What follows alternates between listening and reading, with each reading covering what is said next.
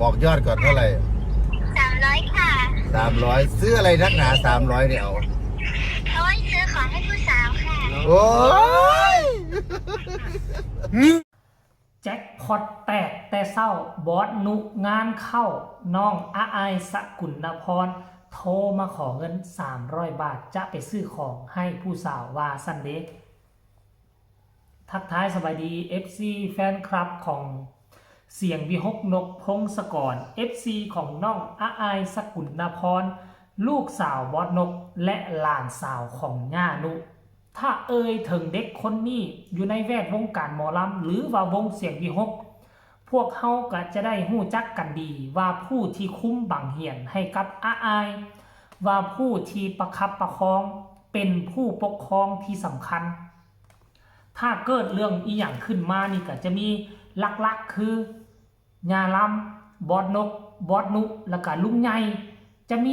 3-4 คนนี่ที่อยู่ในวงหมอลำเสียงวิหกที่จะสามารถตัดสินใจดูแลเบิ่งแยงอาอายได้ทานผู้ชมเนาะเฮาก็จะได้เห็นความเป็นตาฮักความเป็นตาแพงระหว่างอาอายกับ 3-4 คนนี่แหละทานผู้ชมเนาะถ้าตัดลุงใหญ่ถ้าตัดยาล้ำออกไปก็จะมี2คนนี้อีก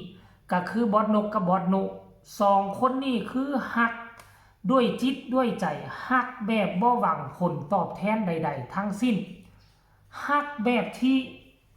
ยอมเสียสละทรัพย์ส่วนโตให้กับอาอายลูกสาวของพ่อนกพงศกรได้บ่ว่าจะน้องอยากได้อย่างน้องขออีหยังเวลาใดคือต้องโอนให้ทันทีทันใดมื้อเช้านี้เฮาก็ได้เห็นแจ็คพอตแตกแจ็คพอตเกิดขึ้นกับ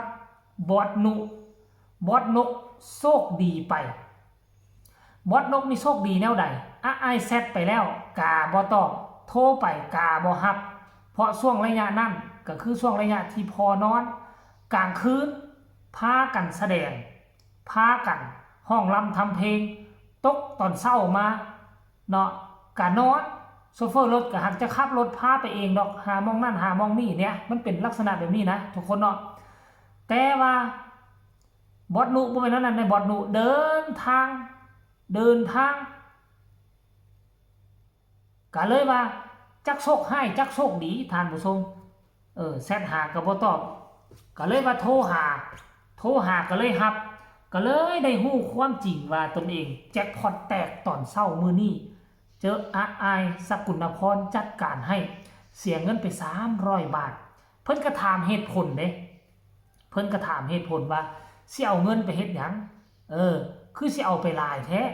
สั่นเงินเจ้าของเด้ล่ะอันเงินเจ้าของที่ได้จาก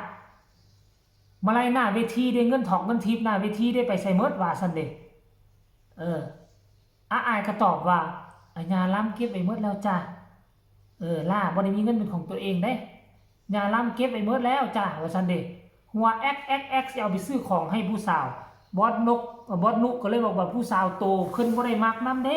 เพิ่นบ่ได้ฮู้นำเด้แม่นอยู่ว่าญาบ่ได้มักนำแต่ว่าหลานมักเพิ่นเด้ซั่นน่ะสิเฮ็ดแนวใดว่าซั่นท่านผู้ชม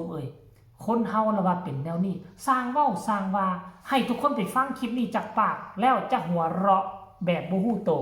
นี่แต่ผมฟังอยู่ว่าไงนะขอตังค์ลงเซเว่นหน่อยค่ะขอตังค์ลงเซเว่นค่ะเอาคือได้โทรมาย่าไม่ได้อ่านแชทหรอพวกพี่จะไม่อ่านค่ะก็เลยเธอเอากี่บาทเหมือนเดิมค่ะเหมือนเดิมบอกยอดก่อนเท่าไหร่300ค่ะ300ซื้ออะไรนักหนา300เนี่ยเอาไว้ซื้อของให้ผู้สาวค่ะโอ้ยพี่ขี้เกียจจะนอนไปซื้อของอะไรผู้สาวย่าไม่ได้ชอบเขาด้วยแล้วทำไมเอาตังค์ย่าไปซื้อของให้เขาล่ะแต่หนูชอบเขาไงคะหนูชอบเขาหนูก็ต้องเอาเงินที่หนูได้หน้าเวทีมาเลี้ยงเขาสิแล้วให้หนูไม่มีหลักค่าจะรับเก็บหมดได้รับเก็บหมดเอาเดี๋ยวจะโอนให้ผู้สาวทางไหนสาวเด็กบอกก่อนสาวเด็กสาวบีบีขอพ่อหรือยังแล้วโทรไปขอพ่อหรือยังพ่อหลับน่าจะหลับแล้วค่ะถ้า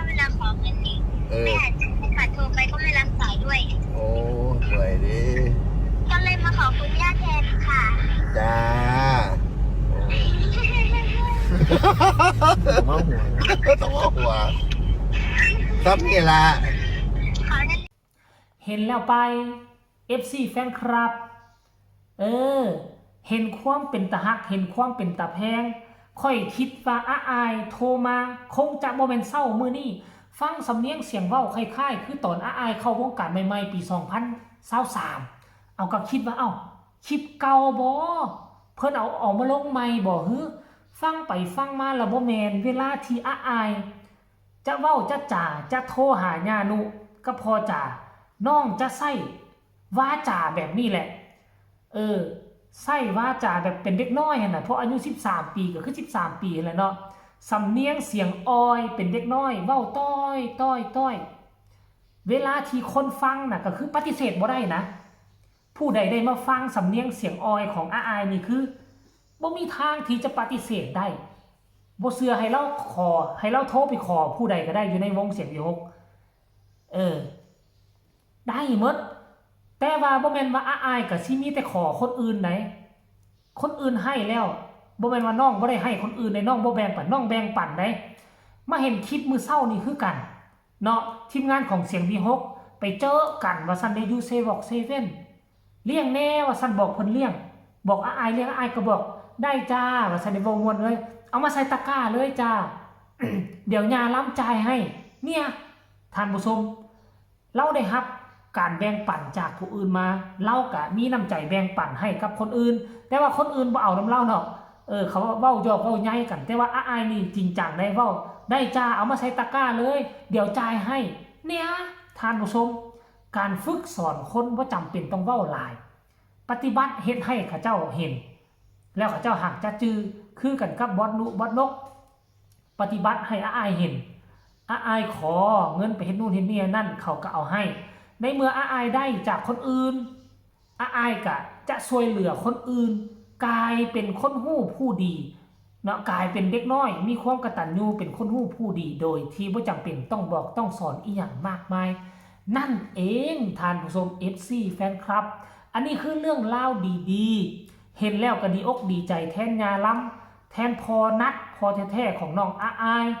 ที่มาตกอยู่ที่นี่คือเขาเจ้าเลี้ยงดูปู่เสือซ้ำกับลูกกับหลานของตนเองบ่ปฏิเสธจักอย่างที่อายอยากได้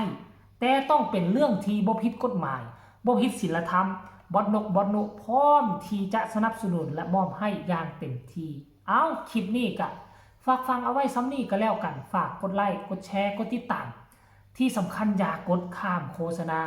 ผู้ใดมีคำตำหนิติชมคำคิดคำเห็นส่งข่าวมาได้ทางใต้คอมเมนต์พอกันใหม่ในคลิปหน้าลาทานผู้ชมไปก่อนสบายดี